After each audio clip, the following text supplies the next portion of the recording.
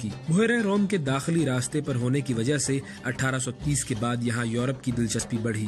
1906 میں یہاں فرانس اور اسپین کے مشترکہ قبضے کو تسلیم کیا گیا۔ 1912 سے 1956 تک مراکش فرانس کی کالونی رہا۔ مراکش کی فرانس سے آزادی میں پاکستان کا بڑا اہم کردار رہا ہے۔ 1952 میں مراکش کے شاہ محمد پنجم کی طرف سے بھیجے گئے تحریک آزادی کے سرگرم لیڈر احمد عبدالسلام بلفرج نے جب اقوام متحدہ کی جنرل اسمبلی میں مراکش کی آزادی کے حق میں آواز بلند کرنے کے لیے کوشش کی تو وہاں موجود فرانسیسی نمائندے نے انہیں یہ کہہ کر خطاب کرنے سے روک دیا کہ مراکش چونکہ فرانس کی کالونی ہے اسی لیے احمد بلفرج کو اس پلیٹ فارم سے بولنے کی اجازت نہیں۔ اجلاس میں شریک پاکستان کے پہلے وزیر خارجہ سر ظفر اللہ خان نے جب ایک مسلمان رہنما کے ساتھ فرانسیسی نمائندے کا حد تک آمیز سلوک دیکھا تو انہوں نے احمد بلفرج کو پاکستانی شہریت کی پیشکش کی اور رات گئے انہیں پاکستانی پاسپورٹ جاری کیا گیا۔ اگلے روز احمد بلفرج نے جنرل اسمبلی کے اجلاس میں پاکستانی چیئر سے خطاب کر کے مراکش کی فرانس کے تسلط سے آزادی کے حق میں آواز بلند کی، جس نے مراکش کی تحریک آزادی میں نئی روح پھونک دی اور بالآخر